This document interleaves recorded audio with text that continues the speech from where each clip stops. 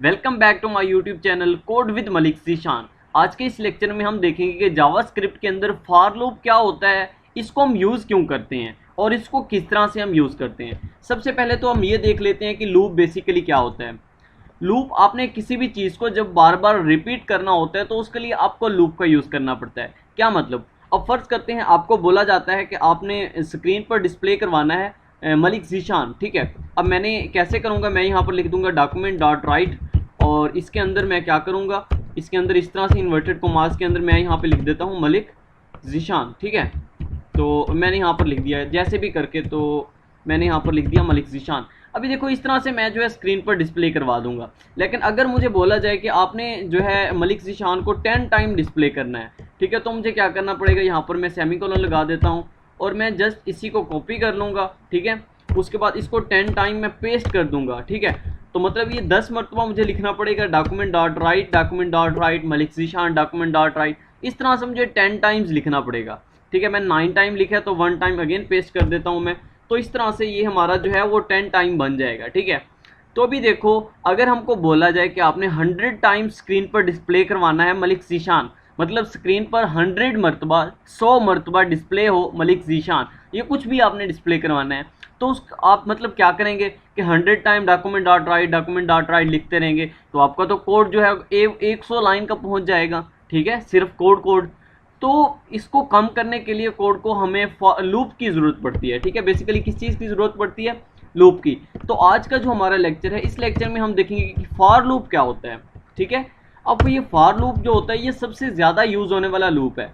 सबसे ज़्यादा वेबसाइट्स के अंदर या किसी भी प्रोग्रामिंग लैंग्वेज में यूज़ होने वाला जो लूप होता है वो फॉर लूप होता है, क्योंकि ये थोड़ा सिंपल होता है। अब देखो इसका सिंटैक्स किस तरह का होता है। सबसे पहले तो हम इसका सिंटैक्स देख लेते हैं। जो इसका सिंटैक्स होता है वो कुछ इस तरह से होता है। सबसे पहले फॉर का कीवर्ड लिखते हैं। जब भी आपने फॉर लूप बनाना है उसके लिए सबसे पहले आपको फॉर का कीवर्ड लिखना पड़ेगा, ठीक है। उसके बाद स्मॉल ब्रैकेट्स, और इसके अंदर आपको क्या लिखना है, सबसे पहले आपने एक वेरिएबल बनाना है। मैं यहाँ पर लिख देता हूँ वेर आई बना देता हूँ, ठीक है। आई नाम का मैंने एक वेरिएबल बना दिया। मैंने कहा कि इसकी जो वैल्यू है वो स्टार्ट कर दो 1 से, ठीक है। आप 0 से स्टार्ट कर सकते हैं, आप 1 से स्टार्ट कर सकते हैं, जिस तरह आपका दिल करे। 1 से मैंने स्टार्ट की, ठीक है। आगे लगाएंगे अब सेमीकोलन, ठीक है। अब ये मैंने क्या किया, बेसिकली मैंने आई की वैल्यू को सबसे पहले डिक्लेयर किया। उसके जब उसको मैंने कहा कि वेरिएबल आई, आप इसको अगर यहाँ नहीं करना चाहते, मैं जस्ट इसको यहाँ से कट कर देता हूँ। मैं फॉर लूप से पहले यहाँ पे जो है ना, सॉरी, मैं इसको कट करता हूँ। मैं यहाँ पर लिख देता हूँ वेर और आई, ठीक है। मैंने यहाँ पर ये क्या किया, ये मैंने डिक्लेरेशन की, मैंने डिक्लेयर किया एक वेरिएबल, ठीक है, आई। अब यहाँ पे मैंने क्या किया, आई इक्वल टू मैंने लिख दिया 1। अब इसका क्या मतलब, मैंने आई को इनिशलाइज कर दिया। ये जो स्टेप होता है इसमें जो हमारा वेरिएबल होता है उसकी इनिशलाइजेशन की जाती है, उसको किसी एक वैल्यू से इनिशलाइज किया जाता है। मतलब हमारा वेरिएबल 1 से स्टार्ट होगा। मैंने आई की वैल्यू 1 रखी, तो इसका मतलब आई की वैल्यू 1 से स्टार्ट होगी। पहली उसकी वैल्यू जो होगी वो 1 होगी। उसके बाद मैं लिख देता हूँ, कंडीशन आगे लगाते हैं हम। मैं लगा देता हूँ i is less than or equal to 10। मतलब क्या हुआ कि आई की वैल्यू 10 तक होगी या 10 से छोटी होगी, 10 से बड़ी नहीं होगी, 11 नहीं होगी, लेकिन 10 तक होगी। ये हमने कंडीशन लगा दी। सबसे पहले इनिशियलाइजेशन, उसके बाद होती है हमारी कंडीशन, और उसके बाद लास्ट में होता है हमारा इंक्रीमेंट या फिर डिक्रीमेंट। अब ये क्या होते हैं, मैं आई हमने वेरिएबल यूज़ किया तो आई प्लस प्लस, इसका मतलब है इसके अंदर 1 का एडिशन कर दो, 1 का आपने इंक्रीमेंट कर देना है। मतलब अगर फ़र्ज़ करते हैं आई की वैल्यू 1 थी, तो जब इंक्रीमेंट होगा तो आई की वैल्यू 2 हो जाएगी। आई प्लस प्लस जब होगा तो आई की वैल्यू क्या हो जाएगी, 2, ठीक है। अब ये इसके बाद ये हमारा फॉर लूप हो गया, ठीक है। और इसकी ब्रैकेट्स के अंदर इसकी बॉडी होती है। अब यहाँ पर मैं लिख देता हूँ डॉक्यूमेंट डॉट राइट और डॉक्यूमेंट डॉट मैं लिख देता हूँ राइट, और इसके अंदर मैं क्या करता हूँ, यहाँ पर लिख देता हूँ मलिक ज़ीशान। अब इससे क्या होगा, थोड़ी स्पेलिंग की मिस्टेक हो गई। तो इससे क्या होगा कि जब आप इस तरह से लिख देंगे तो अब देखो ये लूप चलेगा। सबसे पहले आई की वैल्यू क्या हमने रखी, 1 रखी। हमने इनिशियलाइजेशन जब की तो आई की वैल्यू मैंने बोला 1, आई की वैल्यू 1 है, तो कंडीशन चेक होगी उसके बाद कि 1 जो है वो 10 से स्मॉलर है या नहीं है। तो आई की वैल्यू हमने 1 रखी थी, तो वो आई 1 जो है वो 1 स्मॉलर है 10 से, ठीक है। तो हमारी कंडीशन जो है वो ट्रू है। जब हमारी कंडीशन ट्रू होगी तो इस स्टेटमेंट पे नहीं जाएगा, कंपाइलर डायरेक्ट नीचे आ जाएगा और ये वाली स्टेटमेंट को एग्जीक्यूट कर देगा। और स्क्रीन पर मैं यहाँ पर लिख देता हूँ नीचे करके, आउटपुट। ठीक है, मैं आपको साथ साथ आउटपुट बताता जाता हूँ कि आउटपुट हमारी क्या आ जाएगी। तो स्क्रीन पर जब यहाँ पर पहुँचेगा, इस चीज़ को डिस्प्ले करेगा, तो हमारी स्क्रीन पे ये चीज़ डिस्प्ले हो जाएगी मलिक ज़ीशान वन टाइम। अब मैं यहाँ पर क्या करता हूँ, यहाँ पर मैं लाइन ब्रेकर टैग का यूज़ कर देता हूँ। ठीक है, लाइन ब्रेकर टैग का यूज़ करूँगा, हमारा कंपाइलर नीचे वाली लाइन में पहुँच जाएगा। ठीक है, अब ऊपर जाएगा कंपाइलर, इसको एग्जीक्यूट करने के बाद कंपाइलर ऊपर जाएगा, इंक्रीमेंट करेगा। हमने यहाँ पे लिखा है आई प्लस प्लस, इसका मतलब है आई में 1 का एडिशन कर दो। मैंने आपको स्टार्ट में बताया था, तो आई की वैल्यू 1 थी तो 2 हो जाएगी। जब आई की वैल्यू 2 हुई तो यहाँ पर आई की वैल्यू 2 स्टोर हो जाएगी। अब की बार आई की वैल्यू हो जाएगी 2, और फिर कंडीशन चेक होगी, आई की वैल्यू लेस देन 10 है, मतलब 2 जो है वो लेस देन 10 है, तो हमारी कंडीशन ट्रू है। तो फिर से हमारी ये वाली स्टेटमेंट जो है वो एग्जीक्यूट हो जाएगी, और नेक्स्ट लाइन में कंपाइलर पहुंचा हुआ था, यहाँ पर फिर से मलिक ज़ीशान डिस्प्ले हो जाएगा। इसी तरह से फिर से इंक्रीमेंट लगेगा और हमारी कंडीशन चेक होगी, आई की वैल्यू 3 हो जाएगी, 3 इज लेस देन 10, हमारी कंडीशन ट्रू है, तो हमारी स्टेटमेंट ये वाली फिर से एग्जीक्यूट होगी और थर्ड टाइम हमारी स्क्रीन पर डिस्प्ले हो जाएगा मलिक ज़ीशान। फिर से लाइन ब्रेकर टैग लगा हुआ है, तो कंपाइलर नेक्स्ट लाइन में पहुंच जाएगा कर्सर जो हमारा है। इसी तरह से फिर हमारा इंक्रीमेंट लगेगा, और देखो जब आई की वैल्यू 10 हो जाएगी तो कंडीशन चेक होगी, 10 इज लेस देन 10 नहीं, लेकिन आगे इक्वल लगा हुआ है, 10 इज इक्वल टू 10, तो हमारी कंडीशन फिर भी ट्रू आ रही है, तो हमारी ये स्टेटमेंट प्रिंट होगी। इसी तरह से मतलब कि जब 10 पर पहुंचेगी तो हमारी कंडीशन जो मलिक ज़ीशान है ये 10 टाइम हमारा पेस्ट हो चुका होगा। ठीक है, तो इस तरह से 10 टाइम डिस्प्ले हो चुका होगा। उसके बाद इंक्रीमेंट लगेगा, आई की वैल्यू 11 हो जाएगी, फिर यहाँ पे 11 स्टोर हो जाएगा।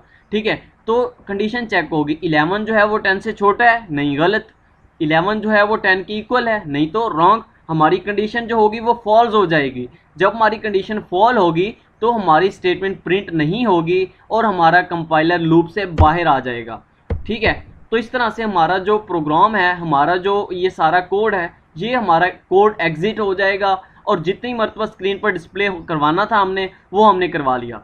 ठीक है, तो आई होप सो कि आपको फॉर लूप की सिंटैक्स की समझ आ गई होगी। मैं इसको कैंसिल आउट करता हूँ और सबसे पहले मैं अपनी फ़ाइल को जो है वो सेव कर देता हूँ। तो मैं अपनी फ़ाइल को सेव कर देता हूँ, यहाँ पर मैं सेव एज में जाता हूँ और मैं अपनी फ़ाइल को जाके डेस्कटॉप पे हमारा जो फोल्डर था जावास्क्रिप्ट नेम से, ठीक है, यहाँ पर आता हूँ। तो ये हमारा 10 ट्यूटोरियल है, तो मैं इसको यहाँ पर लिख देता हूँ 10.html से मैं इसको सेव कर देता हूँ। ठीक है, तो इस तरह से सेव करने के बाद मैं क्या करता हूँ, सबसे पहले हमारा जो बेसिक सिंटैक्स है HTML का मैं वो लिख लेता हूँ। हेड के टैग में आ जाता हूँ, यहाँ पर मैं अपना स्क्रिप्ट का टैग बना लेता हूँ। तो स्क्रिप्ट का टैग बनाने के बाद यहाँ पर मैं सबसे पहले आपको बता देता हूँ, ये मैंने एक वेरिएबल बनाया। आप इस वेरिएबल को फॉर लूप के अंदर भी बना सकते हैं, कोई गलत बात नहीं है। मैंने बाहर इसलिए बनाया ताकि आपको अच्छे से समझ आए। मैं आपको अंदर बना के दिखा देता हूँ। अभी हमने जब सिंटैक्स देखा था तो मैंने आपको बाहर बना के दिखाया था, अभी मैं इसको फॉर लूप के अंदर बना के दिखा देता हूँ। ये मैंने फॉर लूप लिखा, फॉर लिखा, मैं यहाँ पर लिख देता हूँ वेयर की जगह पे आप लेट का भी यूज़ कर सकते हैं। मैंने यहाँ पर लिखा लेट और वेरिएबल का नाम आई रखा मैंने। आई स्टार्ट विद 0 भी कर सकते हैं आप, ठीक है। अब मैंने 0 से स्टार्ट किया। अब मैंने क्या करना था, मलिक ज़ीशान को 10 टाइम पेस्ट करना है ना। अब देखो इसके आगे हमने लिखनी है अपनी कंडीशन। तो देखो जब हमारी वैल्यू 1 थी तो हम 10 तक जाएंगे तब हमारी 10 कंडीशन पूरी होंगी ना। अब हमें 0 से स्टार्ट हो रहे हैं, अब हमें 10 तक जाने के लिए लेस देन 10 लिखेंगे, मतलब वैल्यू 10 से छोटी होगी। ठीक है, देखो i इक्वल टू 0 है, हमारी 1 कंडीशन हो गई। i इक्वल टू 1 होगा तो हमारी 2 कंडीशन हो जाएंगी। i इक्वल टू 3 होगा तो हमारी i इक्वल टू 2 होगा तो हमारी 3 कंडीशन हो जाएंगी। इसी तरह से जब i इक्वल टू 9 होगा तो हमारी 10 कंडीशन पूरी हो जाएंगी। लेकिन जब i इक्वल टू 10 होगा तो हमारी 11 कंडीशन बन जाएंगी। लेकिन हमें 10 कंडीशन चाहिए, 10 कंडीशन चाहिए, तो इसलिए हमने i इक्वल टू नहीं किया, जस्ट हमने i इज़ लेस देन 10 किया है। जब आप 0 से स्टार्ट करेंगे तो आपको i इज़ लेस देन 10 करना पड़ेगा। जब आप 1 से स्टार्ट करेंगे तो आपको less than or equal to 10 लिखना पड़ेगा। यहाँ पर मैं सेमीकोलन लगाता हूँ और यहाँ पर मैं इंक्रीमेंट कर देता हूँ, ठीक है। और यहाँ पर मैं इसकी लूप की ब्रैकेट्स लगाता हूँ और यहाँ पर मैं क्या कर देता हूँ, डॉक्यूमेंट्स डॉट राइट। आप किसी भी तरह से आप जो है अलर्ट बॉक्स में भी डिस्प्ले कर सकते हैं, आप कंसोल में भी डिस्प्ले कर सकते हैं। मैं डॉक्यूमेंट डॉट राइट में आपको डिस्प्ले करके दिखा देता हूँ। तो मैं यहाँ पर लिख देता हूँ मलिक ज़ीशान, ठीक है, ये मैंने यहाँ पर लिख दिया और एंड पर मैं सेमीकोलन लगा देता हूँ। इसी तरह से यहाँ पर मैं लाइन ब्रेकर टैग का भी यूज़ कर देता हूँ ताकि कर्सर हर बार न्यू लाइन में पहुँचता रहे, ठीक है। तो मैं चलता हूँ अपनी फ़ाइल की तरफ। हमारी 10 फाइल है, तो मैं अपनी 10 नाम की फ़ाइल को ओपन कर लेता हूँ और इसको ओपन करने के बाद आपको डिस्प्ले होगा कि 10 टाइम मलिक ज़ीशान जो है वो स्क्रीन पर डिस्प्ले हो जाएगा। ये देखो 1 2 3 4 5, 6, 7, 8 एंड 9 एंड 10। तो ये हमारा 10 टाइम मलिक ज़ीशान जो है वो स्क्रीन पर डिस्प्ले हो चुका है। तो इस तरह से हमारा फॉर लूप जो है वर्क करता है। तो नेक्स्ट लेक्चर में हम देखेंगे कि लूप्स की और दो टाइप्स भी होती हैं, वो होती हैं हमारे पास while loop and do while loop. तो नेक्स्ट लेक्चर में हम उस पर जाएंगे और उसके बाद हम अपने जाएंगे फंक्शंस के लेक्चर पर। इसी तरह हमारा एरेज का लेक्चर आएगा, ठीक है। एरेज, फंक्शंस, ऑब्जेक्ट्स, ये बहुत इंपॉर्टेंट टॉपिक है जावास्क्रिप्ट के अंदर, इस पे आपने फुल कंसंट्रेट करना है। और लूप्स तो बहुत ही इंपॉर्टेंट टॉपिक है। वेबसाइट में आपने अक्सर देखेंगे जब आप वेबसाइट्स बनाएंगे तो कोई ही ऐसी वेबसाइट शायद होगी जिसमें ये लूप्स, एरेज, ये टॉपिक्स यूज़ ना हो। फंक्शंस, तकरीबन हर वेबसाइट में ये टॉपिक लाजमी यूज़ होते हैं और ये बहुत ही इंपॉर्टेंट टॉपिक है जावास्क्रिप्ट के अंदर। तो आई होप सो कि आपको फॉर लूप जो टॉपिक है इसकी कंप्लीट समझ आ चुकी होगी। अगर फिर भी किसी किस्म की कोई कन्फ्यूजन है किसी टॉपिक की या किसी बात की आपको समझ नहीं आई, किसी पॉइंट की समझ नहीं आई, तो आप कमेंट सेक्शन में मुझसे पूछ सकते हैं, क्योंकि ये बहुत इंपॉर्टेंट टॉपिक है और इसको समझना बहुत ही इंपॉर्टेंट है, ठीक है। तो आई होप सो कि आपको अगर समझ नहीं आई तो आप कमेंट सेक्शन में मुझसे पूछ सकते हैं। अगर फिर भी आपको समझ नहीं आएगी तो मैं एक नेक्स्ट लेक्चर में आपको कंप्लीट बता दूंगा, समझा दूंगा, ठीक है। तो आई होप सो। और अगर आपको हमारी वीडियो अच्छी लगी हो तो हमारी वीडियो को लाइक करें, अपने फ्रेंड्स के साथ शेयर करें और हमारे चैनल को सब्सक्राइब करना मत भूलें। Thank you so much. फिर मिलते हैं अपनी नेक्स्ट वीडियो में, तब तक